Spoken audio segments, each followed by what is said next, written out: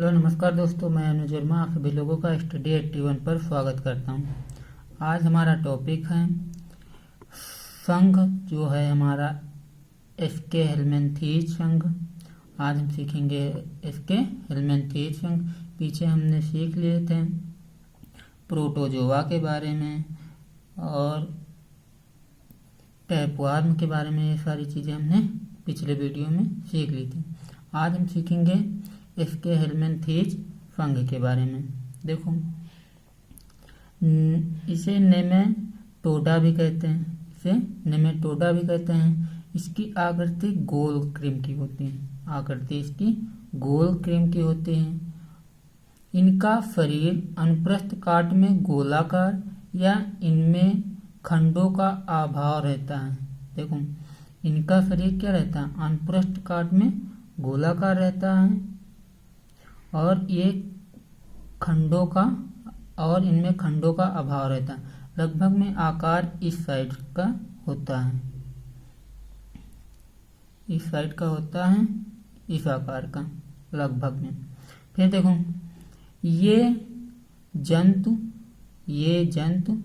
एकलिंगी होते हैं। ये जंतु क्या होते हैं? एकलिंगी होते हैं। अर्थात नर व मादा अलग अलग होते हैं। नर और मादा अलग अलग होते हैं। इनमें ऊतक तो पाए जाते हैं, किंतु असली अंगों का अभाव होता है। इसमें ऊतक तो पाए जाएंगे और असली अंगों का अभाव होता है। बहुत ही कम असली अंग पाए जाते हैं। फिर आगे देखो,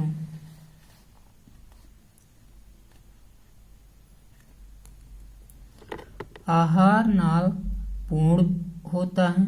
आहार नाल जो होता है वो पूर्ण होता है एवं उत्सर्जन नाल जो होता है वो शरीर से अवशिष्ट पदार्थों को उत्सर्जन रंध्र द्वारा बाहर निकालता है।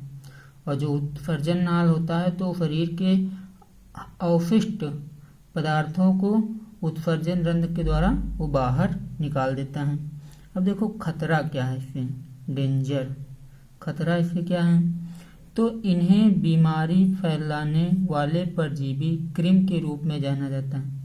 इन्हें बीमारी फैलाने वाले परजीवी क्रिम के रूप में इन्हें जाना जाता है।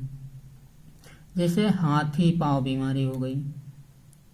हाथी पांव के वाहक फाइलेरिया क्रिम और आंत में पाए जाने वाले गोल क्रिम। देखो, फाइलेरिया क्रिम और आंत में पाए जाने वाले गोल क्रिम प्लस पिन क्रिम ये होते हैं। गोल भी होंगे और पिन के आकार में भी ये दोनों होते हैं। फाइलेरिया क्रिम और आंत में पाया जाने वाला गोल क्रिम, उसी से हाथी पांव बीमारी होती है। अक्सर मादा नर से लंबी होती है। अक्सर इसमें क्या होती है? जो मादा होती है वो नर से लंबी होती है। अब उदाहरण देखो, जैसे गोल क्रिम, स्कैरिश, पिन क्रिम, फाइलेरिया क्रिम, फिर बुचेरिया, हुकवर्म, अंकुश क्रिम, एम्फाइलोस्टोमा, ये सारे हमारे इसके उदाहरण होते हैं। फिर आता हमारा संघ एनेलिडा। एनेलिडा क्या होता है? तो एनेलिडा खंड युक्त क्रिम होता है। जो एनेलिडा होता है वो खंडों में बटा होता है, खंड युक्त क्रिम होता है। इस संघ के प्राणी जलीय, समुद्र एवं ताजे जल अथवा स्थलीय जल होते हैं।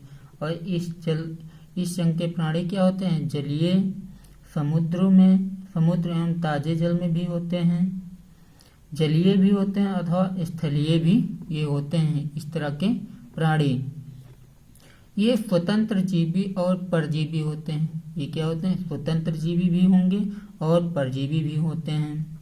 वास्तविक देह गुहा वाले ये द्विपार्श्वमिति, त्रिकोरिकी तथा अंग स्तर के संगठन पाए जाते हैं। देखो, समझो आप, ये वास्तविक देह गुहा वाले होते हैं और इसमें द्विपार्श्व समित पाई जाती हैं और ये त्रिकोणिकी होते हैं और इनका अंग स्तर क्या होता है, संगठन होता है। एक खंड से एक खंड जुड़ा रहता है इनका स्तर, अंग स्तर। फिर आगे देखो, जैसे लगभग में आकार जैसे केचुआ है, तो केचुआ का जो शरीर है वो खंडों में बटा होता है। केचुआ का जो शरीर है वो खंडों में बटा होता है और लगभग खंड एक स्तर से दूसरे स्तर तक जुड़े रहते हैं, संगठन रहते हैं, व्यवस्थित रहते हैं। फिर इनका शरीर कई खंडों में बटा होता है। इनका जो शरीर होता है वो कई खंडों में बटा होता है। इनके शरीर पर क्यूटिकल का आवरण होता है। इनके शरीर पर क्या होता है, क्यूटिकल का आवरण होता है और इनके शरीर की रचना नली के अंदर नली के रूप में होती है। और इनके शरीर की रचना क्या होती है, तो नली के अंदर ही नली के रूप में होती है। जिसे लगभग में इस तरह का देख लो, तो ये नली है तो नली के अंदर ही नली है। फिर देह गुहा सीलोम की बनी होती है। देह गुहा सीलोम की बनी होती है। पाचन, संवहन, उत्सर्जन, जनन व तंत्रिका तंत्र पाए जाते हैं। इसमें क्या क्या पाया जाता है, पाचन भी ये करते हैं, संवहन भी करते हैं, उत्सर्जन भी करते हैं, जनन भी करते हैं और तंत्रिका तंत्र भी इसमें पाया जाता है। उत्सर्जी अंग क्या होता है इसमें, तो नेफ्रिडिया होता है। उत्सर्जी अंग केचुए में क्या होता है, तो नेफ्रिडिया होता है। उदाहरण जैसे केचुआ, जोक, नेरिस आदि, इस तरह के ये उदाहरण हैं। अब देखो केचुआ के बारे में कुछ जान लो। केचुआ अर्थवर्म, इसे किसानों का मित्र कहा जाता है। किसानों का मित्र कहा जाता है। तो आपसे एग्जाम में डायरेक्ट पूछा जाता है कि किसानों का मित्र किस जंतु को कहते हैं, तो कौन है, केचुआ है। फिर देखो वैज्ञानिक नाम इसका क्या है, फेरिटिमा पॉस्थुमा। फेरिटिमा पॉस्थुमा इसका वैज्ञानिक नाम है। यह केचुआ द्विलिंगी होता है। द्विलिंगी का मतलब नर मादा एक ही केचुए में पाए जाते हैं। नर मादा एक ही केचुए में पाए जाते हैं और यह मिट्टी के अंदर स्वतंत्र रूप से जीवन व्यतीत करता है। और यह क्या करता है, मिट्टी के अंदर ही अपना जीवन स्वतंत्र रूप से व्यतीत करता है। इसके अग्र सिरे पर चंद्राकार मुख और पश्च सिरे पर गुदा स्थित होती है। इसके अग्र सिरे पर चंद्राकार मुख होता है और पश्च सिरे पर गुदा स्थित होती है। फिर आगे देखो,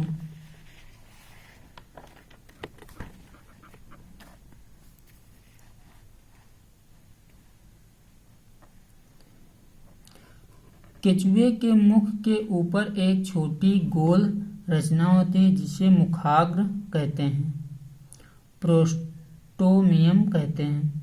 जैसे केचुए के मुख के ऊपर क्या होती है, एक छोटी सी गोल रचना होती है और उसी को हम मुखाग्र कहते हैं, प्रोस्टोमियम कहते हैं। इसी के द्वारा वह मिट्टी को काटता रहता है और इसी के द्वारा वह मिट्टी को काटता रहता है। फिर देखो, मिट्टी के अंदर सड़े गले कार्बनिक पदार्थों को खाता है। यह मिट्टी को खाकर अपनी सुरंग बनाता है। मिट्टी आहार नाल से होते हुए गुदा द्वारा छोटी छोटी गोलियों के रूप में बाहर निकलती हैं। देखो ये इसका कार्य क्या होता है, केचुआ करता क्या है, क्या खाता है। देखो जो मिट्टी के अंदर सड़े गले पदार्थ होते हैं, कार्बनिक पदार्थ, तो उनको ये खाता है और उनको खाकर ये सुरंग बनाता है। जैसे अंदर जाने के लिए तो उनको सड़े गले कार्बनिक पदार्थ खाता है और उस सुरंग बनाता है। और जब मिट्टी खा लेता है तो मिट्टी आहार नाल से होते हुए गुदा मार्ग के द्वारा वो छोटी छोटी गोलियों के रूप में बाहर निकलते हैं, जिसे कास्टिंग कहते हैं। जिसे क्या कहते हैं, कास्टिंग कहते हैं। केचुआ भूमि को संरत्न बनाता है। केचुआ क्या करता है, भूमि को संरत्न बनाता है तथा उनका कास्टिंग उपयोगी खाद है। और उनका कास्टिंग जो होता है उपयोगी खाद है। तो कास्टिंग तो आप जान गए हो कि क्या होता है। अतः यह किसानों का मित्र कहा जाता है। अतः यह क्या कहा जाता है, किसानों का मित्र कहा जाता है।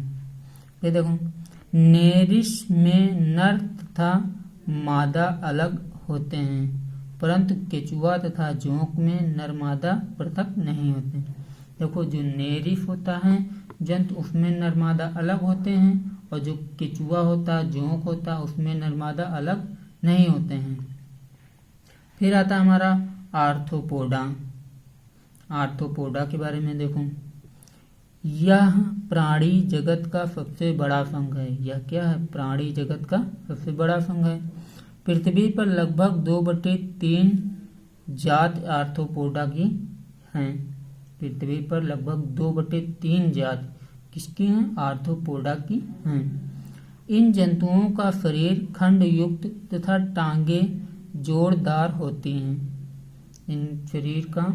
इन जंतुओं का शरीर क्या होता है, खंड युक्त होता है, और टांगे क्या होते हैं, जोरदार होती हैं। और शरीर 3 भागों में बटा होता है। शरीर कितने भागों में बटा होता है, शरीर सिर, धड़ और उदर से ढका होता है। शरीर क्या होता है, सिर, धड़ और उदर से ढका हुआ होता है। या फिर इस तरह के जंतु में शरीर 3 भागों में बटा होता है। सिर, धड़ और उदर में ये बटा होता है, या फिर उसी से ढका रहता है। इस समुदाय के जंतुओं का शरीर काइटिन बाह्य कंकाल से बनता है। जो इस समुदाय के जो जंतु होते हैं उनका बाह्य कंकाल किससे बनता है, तो काइटिन से बनता है। तो आपसे एग्जाम में पूछा जाता है कि आर्थ्रोपोडा के संघ के जंतु का बाह्य कंकाल किससे बनता है, तो आप क्या बताओगे, काइटिन से बना होता है। नर और मादा जंतु अलग अलग होते हैं। नर और मादा अलग अलग जिसमें होते हैं। समय पर वह कंकाल शरीर से उतरता है। समय पर क्या होता है, बाह्य कंकाल शरीर से उतरता है और इसके स्थान पर नया बाह्य कंकाल बनता है, और इसके स्थान पर नया बाह्य कंकाल बन जाता है। और इस क्रिया को हम क्या कहते हैं, मोल्टिंग कहते हैं। और इसी क्रिया को हम मोल्टिंग कहते हैं।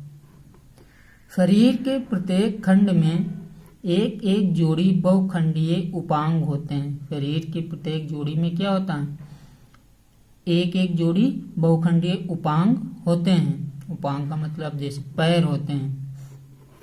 ये कार्यों के अनुरूप जबड़ों, क्लोम या टांगों के रूप में पाए जाते हैं। ये क्या होते हैं, जबड़ों में पाए भी जाएंगे, क्लोम में भी पाए जाएंगे, और टांगों के रूप में भी पाए जाते हैं। श्वसन के लिए जलीय जंतुओं के क्लोम तथा स्थलीय जंतुओं में ट्रेकिया या बुकलंग पाए जाते हैं। देखो, जब श्वसन करेंगे तो जलीय जंतुओं में जब श्वसन करेंगे तो उसमें क्लोम के द्वारा होता है, और जब स्थलीय होंगे तो उसमें ट्रेकिया के द्वारा होता है। इनमें शरीर की सतह द्वारा भी श्वसन होते हैं। इसमें इनमें क्या होता है, शरीर की सतह के द्वारा भी श्वसन होता है। रुधिर परिवहन तंत्र खुला रहता है। जो रुधिर परिसंचरण है तो किस प्रकार का है, तो खुला होता है। देह गुहा रुधिर से भरी हीमोसेल गुहा होती है। जो देह गुहा होती है वो रुधिर से भरी होती है, और वो किस प्रकार की है, तो हीमोसेल गुहा होती है, जिनमें सभी अंग डूबे रहते हैं, और इसी में सभी अंग डूबे रहते हैं। फिर ध्यान दीजिए, फिर आगे आता है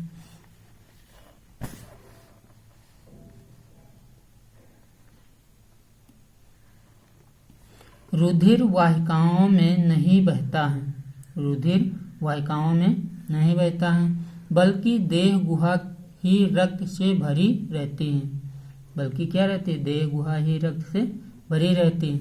लेकिन रक्त जो ब्लड होता है वो रंगहीन होता है। रक्त क्या होता है, रंगहीन होता है। रक्त में हीमोग्लोबिन की अनुपस्थिति के कारण यह हीमोलिम्फ कहलाता है। और रक्त में हीमोग्लोबिन नहीं होता है और उनकी अनुपस्थिति के कारण यह क्या कहलाता है? हीमोलिम्फ कहलाता है। इनमें संधि युक्त पाद पाए जाते हैं। इसमें जोड़े में संधि युक्त पाद पाए जाते हैं, पैर पाए जाते हैं। जैसे झींगा है, प्राण, झींगा है प्राण, तो इसमें 19 जोड़े पाद होते हैं। झींगा में 19 जोड़े पाद होते हैं। नर व मादा अलग अलग होते हैं। नर व मादा क्या होते हैं? अलग अलग होते हैं। अधिकांश अंडे देने वाले होते हैं और ज्यादातर क्या होते हैं? ये अंडे देते हैं। फिर देखो मकड़ी आता है, स्पिन रेट्स, स्पिन रेट्स इसको भी कहते हैं। सिल्क बुनने वाला अंग होता है। जो मकड़ी के अंदर स्पिन रेट्स पाया जाता है वो सिल्क बुनने वाला अंग होता है, जिससे वो जाला बुनता है। जिससे वो क्या करता है? जाला बुनता है मकड़ी। देखो लगभग में मकड़ी इस आकार की होती है और ये जो चारों तरफ है तो ये जाला है। तो स्पिन रेट्स पाया जाता है, अंग पाया जाता है, जिससे सिल्क बुनने वाला अंग होता है ये, और इससे ये जाला बुनता है। फिर देखो तिलचट्टा। तिलचट्टा देखो, हृदय 13 चैम्बरों का बना होता है। जो हृदय होता है वो कितने चैम्बरों का बना होता है? 13 चैम्बरों का बना होता है। एवं यह सेंसरी हेयर द्वारा अल्ट्रासोनिक साउंड प्राप्त करता है। और यह क्या करता है? सेंसरी हेयर्स द्वारा अल्ट्रासोनिक साउंड प्राप्त करता है। फिर सिल्वर फिश को रजत मीनाव भी कहते हैं। सिल्वर फिश को रजत मीनाव भी कहते हैं। और यह क्या होता है? यह पंखहीन होता है। एक पंखहीन कीट कौन सा है? तो सिल्वर फिश है। तो आपके एग्जाम में पूछा जाता है कि एक पंखहीन कीट कौन सा है? तो वो हमारा क्या है? सिल्वर फिश है। फिर देखो अब आगे आता है कुछ जीव हैं और कुछ उनके संघ हैं। उनका आवास स्थान बताया गया है। फिर देखो पहला है क्रेस्टेशियन। इनका आवास स्थान क्या है? ये मुख्यतः जल में रहते हैं। इसमें पैर कितने पाए? तो 5 जोड़े पाद पाए जाते हैं। श्वसन करते हैं, तो श्वसन किससे करते हैं? तो गिल द्वारा श्वसन करते हैं। उदाहरण जैसे है तो झींगा, क्रेफिश, केकड़ा, ये सारे श्वसन हमारे गिल से करते हैं। और इसमें 5 जोड़े पाद पाए जाते हैं और ये मुख्यतः जल में होते हैं। फिर दूसरा आता मीरियापोडा। मीरियापोडा जो स्थलीय होता है, आवास इसका स्थलीय है। पाद इसमें कई जोड़े पाद पाए जाते हैं। श्वसन ये करते हैं ट्रेकिया द्वारा श्वसन करते हैं, जैसे नीलिपीड, सेंटीपीड, कान खजूरा, ये सारे होते हैं इसके उदाहरण। फिर आता हमारा अरेक्निडा। ये भी हमारा स्थलीय होता है। इसमें 4 जोड़े पाद पाए जाते हैं। ये ट्रेकिया एवं बुकलंग द्वारा श्वसन करते हैं। अब इसमें उदाहरण है मकड़ी, बिच्छू, घुन, कुटकी, किलनी आदि इस तरह के उदाहरण हैं। फिर इंसेक्टा जिसको कहते हो कीट, सामान्यतः ये स्थलीय होते हैं और दुर्लभ रूप से जलीय भी ये होते हैं। जो इंसेक्टा होते हैं सामान्यतः ये क्या होते हैं? ये स्थलीय भी होते हैं और दुर्लभ रूप से जलीय भी ये होते हैं। और इसमें 3 जोड़े पाद पाए जाते हैं और श्वसन करते हैं ये ट्रेकिया द्वारा। और इसके एग्जाम्पल जैसे हैं, उदाहरण हैं तितली, माथ, घरेलू मक्खी, टिड्डा, जुएं, तिलचट्टा, दीमक और खटमल भी इसके उदाहरण हैं। अब देखो जो मीरियापोडा है, मीरियापोडा में 20 ग्रंथि पाई जाती हैं और एरेक्निडा में भी 20 ग्रंथि पाई जाती हैं। फिर देखो अगला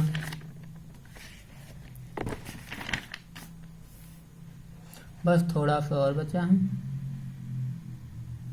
आर्थिक रूप से महत्वपूर्ण कीट। आर्थिक रूप से महत्वपूर्ण कीट देख लो। पहला हमारा एपिस। मधुमक्खी होता है।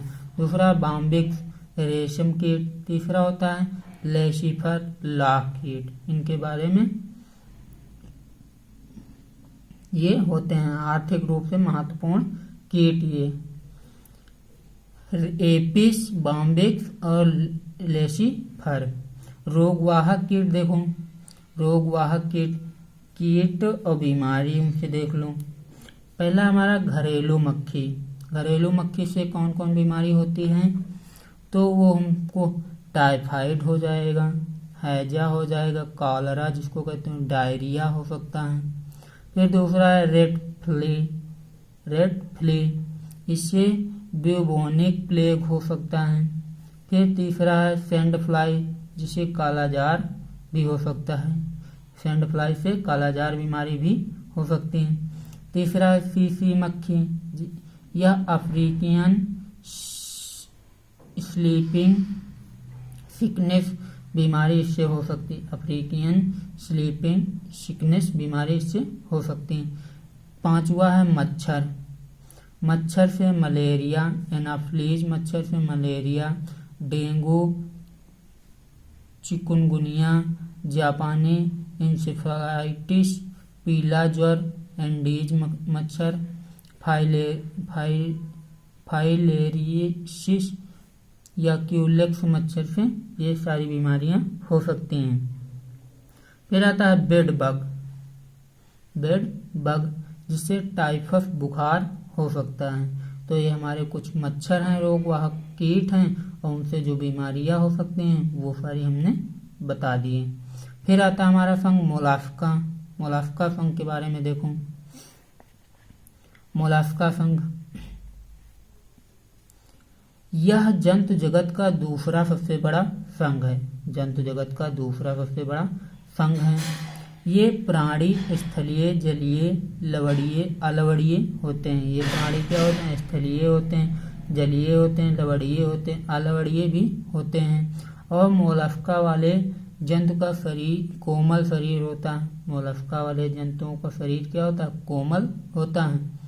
सिर और पाद को छोड़कर पूरा शरीर मेंटल नामक आवरण से घिरा होता है। सिर और पाद को छोड़कर जितना भी शरीर है वो किससे घिरा होता है? तो मेंटल नामक आवरण से घिरा होता है। यह अपने चारों ओर कैल्शियम युक्त कठोर आवरण से घिरा होता है। यह अपने चारों ओर क्या रहता है? कैल्शियम युक्त कठोर आवरण से घिरा रहता है। और इसी को कहते हो कवच या शेल। कवच या शेल। लेकिन ध्यान रहे कि कुछ जंतुओं में कवच का अभाव रहता है, जैसे ऑक्टोपस।